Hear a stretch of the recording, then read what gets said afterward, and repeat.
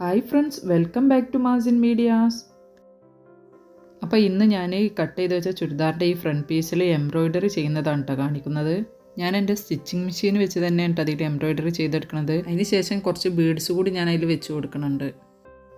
ഇത് ചെയ്തെടുക്കാനായി ആദ്യം നമുക്ക് വേണ്ടത് ഇതുപോലുള്ളൊരു പേപ്പർ ക്യാൻവാസ് ആണ് കേട്ടോ. 14 ഇഞ്ച് നീളവും ഒരു 9 ഇഞ്ച് വീതിയിലുള്ള ഒരു പീസാണ് ഞാൻ ഇതിനെടുത്തിട്ടുള്ളത്. ആദ്യം നമുക്ക് ഇത് ഈ ചുരിദാറിൻ്റെ പീസിൻ്റെ ചീത്ത ഭാഗത്ത് നെക്കിൽ ഇതുപോലെ ഇങ്ങനെ ഒന്ന് വെച്ച് കൊടുത്ത് ഒന്ന് അയൺ ചെയ്തെടുക്കുകയാണ് ചെയ്യേണ്ടത്. ആ പേപ്പർ ക്യാൻവാസിൻ്റെ ആ പശയുള്ള ഭാഗം ആ ഡ്രസ്സിൻ്റെ ഭാഗത്തേക്ക് അടിയിലേക്ക് ആക്കി വെച്ച് കൊടുത്തതാണ് കേട്ടോ അങ്ങനെ അയൺ ചെയ്തെടുക്കാൻ. അപ്പോഴാണ് അത് നമുക്ക് അതിലിങ്ങനെ ഒട്ടി കിട്ടൽ. അങ്ങനെ ഞാനിപ്പോൾ അത് നന്നായിട്ട് അയൺ ചെയ്ത് ഒട്ടിച്ചെടുത്തിട്ടുണ്ട്. ഇനി നമുക്കിത് ഇതിൻ്റെ ഈ നല്ല ഭാഗത്തേക്കൊന്നിങ്ങനെ മറിച്ചിട്ട് കൊടുക്കാം. അതിനുശേഷം ഇതിൻ്റെ ഈ ഭാഗത്താണ് കേട്ടോ ഞാൻ എംബ്രോയിഡറി ചെയ്തെടുക്കുന്നത്. അതിനായി ആദ്യം ഞാനൊരു ചോക്ക് വെച്ചൊന്നിങ്ങനെ വരച്ചെടുക്കുകയാണ്. അതിന് ശേഷമാണ് സ്റ്റിച്ച് ചെയ്തെടുക്കുന്നത്. ഇതിന് മുന്നേ ഞാനൊരു ചുരിദാറിൽ എംബ്രോയിഡറി ചെയ്തെടുത്തിട്ടുണ്ട് കേട്ടോ. അത് ഞാൻ വരച്ചെടുത്തിട്ടുള്ളത് ആ ക്യാൻവാസിലാണ്. അതിങ്ങനെ ക്രോസ് ആയിട്ടുള്ള ഒരുപാട് ലൈനുകളാണ് വരച്ചെടുത്തിട്ടുള്ളത്. അപ്പോൾ അത് ആ കറക്റ്റ് ലൈന് കിട്ടാനാണ് ഞാൻ ആ വൈറ്റ് പേപ്പറിൽ വരച്ചെടുത്തിട്ടുള്ളത്. ഇത് നമുക്കിതിൻ്റെ ഈ ഫ്രണ്ട് ഭാഗത്തേനെ വരച്ചെടുക്കട്ടെ. കാരണം ഞാൻ ഡബിൾ സ്റ്റിച്ചിലാണ് ഇത് ചെയ്യണത്. അപ്പോൾ മുകളിൽ 2 സ്റ്റിച്ച് വരണമെന്നുണ്ടെങ്കിൽ ഇതിൻ്റെ ഈ ഭാഗത്ത് തന്നെ വരച്ച് നമുക്ക് സ്റ്റിച്ച് ചെയ്തെടുക്കാം.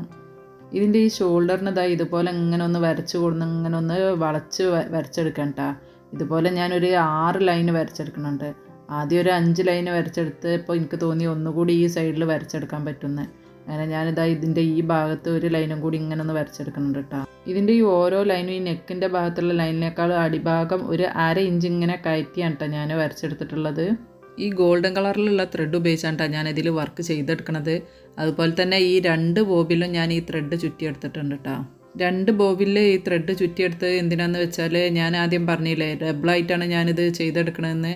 അപ്പോൾ മുകളിൽ 2 ത്രെഡ് കൊടുക്കാനാണ് ഞാനിത് ഒരു ബോബിലും ചുറ്റിയെടുത്തിട്ടുള്ളത്. അത് നിങ്ങൾക്ക് ചെയ്യുമ്പോൾ മനസ്സിലാവും. ഇനി നമുക്കിതിൻ്റെ സെലക്ടറും ലെങ്ത്തൊക്കെ നമുക്ക് വേണ്ട സ്റ്റിച്ചിലേക്കൊന്ന് മാറ്റി കൊടുക്കട്ടോ. ഞാൻ സെലക്ടർ എ തന്നെയാണ് വെക്കുന്നത്. അതുപോലെ ലെങ്ത്ത് ഈ SS-ലാണ് കേട്ടോ കൊടുക്കണത്. SS-ൽ ഏലായിട്ടാണ് ഞാനിത് ചെയ്തെടുക്കുന്നത്. ഇതിൽ ഈ കാണുന്ന ഏത് സ്റ്റിച്ചാണ് നമുക്ക് വേണ്ടത് വെച്ചാൽ അതിനനുസരിച്ച് മാറ്റി കൊടുത്താൽ മതി കേട്ടോ.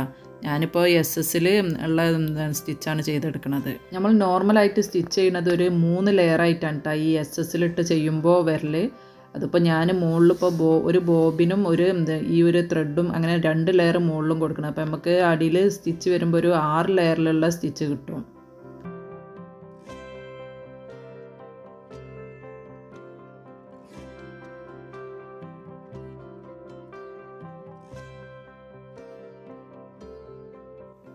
ഇനി ഈ ഒരു ബോബിനെ നമ്മൾ സാധാരണ ബോബിനിട്ട് കൊടുക്കണം, ഈ അടിയിലിട്ട് കൊടുക്കട്ടോ.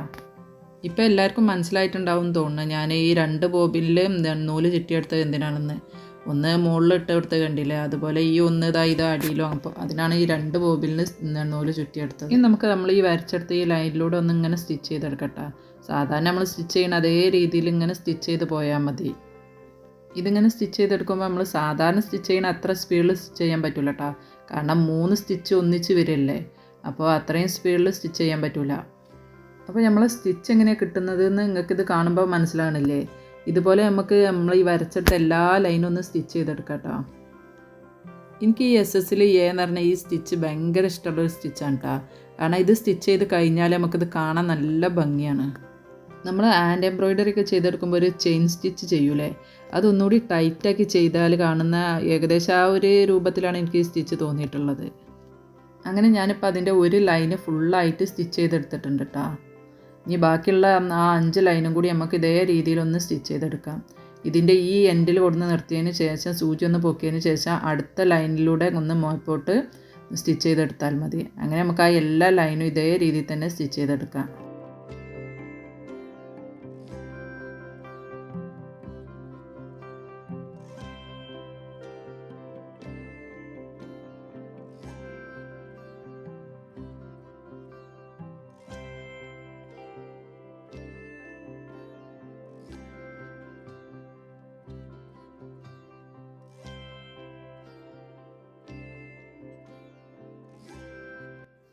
അങ്ങനെ ഇപ്പോൾ നമ്മൾ വരച്ചെടുത്ത എല്ലാ ലൈനിലൂടെ സ്റ്റിച്ച് ചെയ്തെടുത്തിട്ടുണ്ട്. ഇനി ഇതിൻ്റെ ഈ അടിഭാഗത്ത് എക്സ്ട്രാ ഇങ്ങനെ നിൽക്കണ ഈ നൂലുകളൊക്കെ ഉണ്ടല്ലോ, അതൊക്കെ ഒന്ന് കട്ട് ചെയ്ത് മാറ്റി കൊടുക്കാം.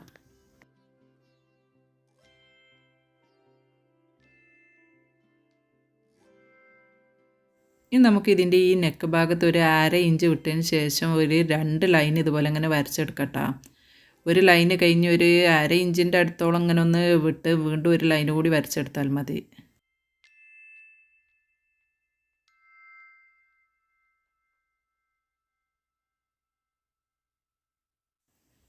നമ്മളിപ്പോൾ ഈ വരച്ചെടുത്ത ഈ 2 ലൈനിലും ഇതേ സ്റ്റിച്ച് തന്നെയാണ് ഞാൻ ചെയ്തെടുക്കണത്. അങ്ങനെ ഞാനിപ്പോൾ ആ നെക്കുള്ള 2 ലൈനും സ്റ്റിച്ച് ചെയ്തെടുത്തിട്ടുണ്ട് കേട്ടോ. ഇനി ഞാനിതാ ഈ ഒരു കുറച്ച് ബീഡ്സും അതുപോലെ തന്നെ ചെറിയ കുറച്ച് ബീഡ്സും എടുത്തിട്ടുണ്ട് കേട്ടോ. ഇതുകൂടി നമുക്ക് ഇതിലൊന്ന് വെച്ച് കൊടുക്കാം. ഈ സൂചി ഉപയോഗിച്ചാണ് ഞാനിത് ഇതിൽ വെച്ച് കൊടുക്കണത്.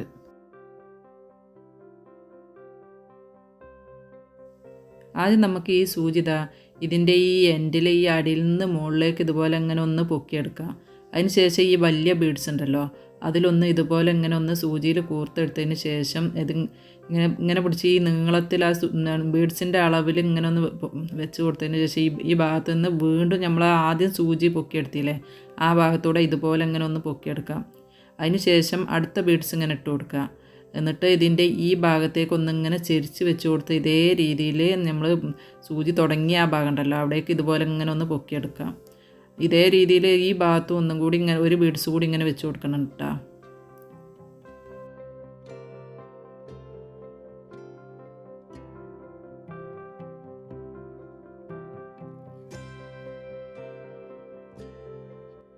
ഇനി ഈ 3 വലിയ ബീഡ്സ് ഇതുപോലെ കോർത്തെടുത്തതിന് ശേഷം ഈ ഒരു ചെറിയ ബീഡ്സ് ഇതുപോലെ ഇങ്ങനെ ഇട്ട് കൊടുത്ത് ഇതിൻ്റെ ഈ അടിഭാഗത്തേക്ക് ഇങ്ങനെ ഒന്ന് സൂചി കടത്തി ഒരു 1/2 ഇഞ്ച് ഇപ്പുറത്ത് സൂചി വീണ്ടും പൊക്കിയെടുക്കുക.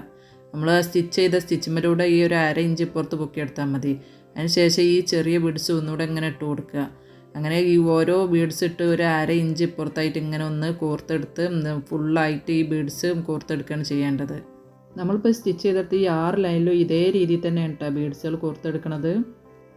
നമ്മൾ ഈ സ്റ്റിച്ച് ചെയ്തെടുത്ത് അതേ കളർ ബീഡ്സ് തന്നെ എടുക്കണമെന്നില്ല കേട്ടോ.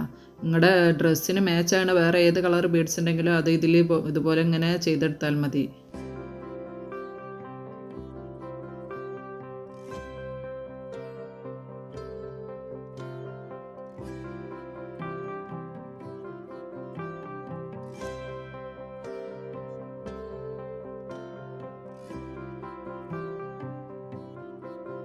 അങ്ങനെ ഞാനിപ്പോൾ ഈ ഒരു ലൈന് ഫുള്ളായിട്ട് ഈ ബീഡ്സ് കോർത്തെടുത്തിട്ടുണ്ട് കേട്ടോ. ഇനി നമുക്ക് ഈ ബാക്കിയുള്ള ഈ 5 ലൈനിലും കൂടി ഇതേ രീതിയിൽ തന്നെ ഈ ബീഡ്സ് ഒന്ന് കോർത്തെടുക്കുകയാണ് വേണ്ടത്.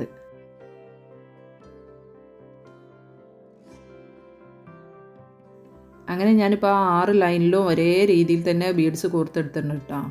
ഈ നെക്കിൽ ഞാൻ ബീഡ്സ് കോർത്തെടുക്കുന്നുണ്ട്. അത് ഇപ്പോൾ ചെയ്തെടുക്കണില്ല, നെക്ക് സ്റ്റിച്ച് ചെയ്ത് കഴിഞ്ഞതിന് ശേഷമാണ് കേട്ടോ ഞാനിതിൽ ബീഡ്സ് കോർത്തെടുക്കണത്. ആദ്യം തന്നെ ബീഡ്സ് കോർത്തെടുത്താൽ നമുക്ക് ആ നെക്ക് സ്റ്റിച്ച് ചെയ്തെടുക്കാൻ നല്ല പണിയായിരിക്കും. അങ്ങനെ ഇപ്പോൾ നമ്മളെ ചുരിദാറിൻ്റെ സ്റ്റിച്ചിങ് ഒക്കെ കഴിഞ്ഞിട്ടുണ്ട് കേട്ടോ.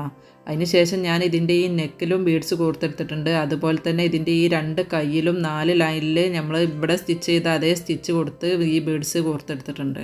ഇനി ഇൻഷാ അല്ലാഹ് ഇതുപോലത്തെ നല്ലൊരു വീഡിയോയുമായി നമുക്ക് വീണ്ടും കാണാം.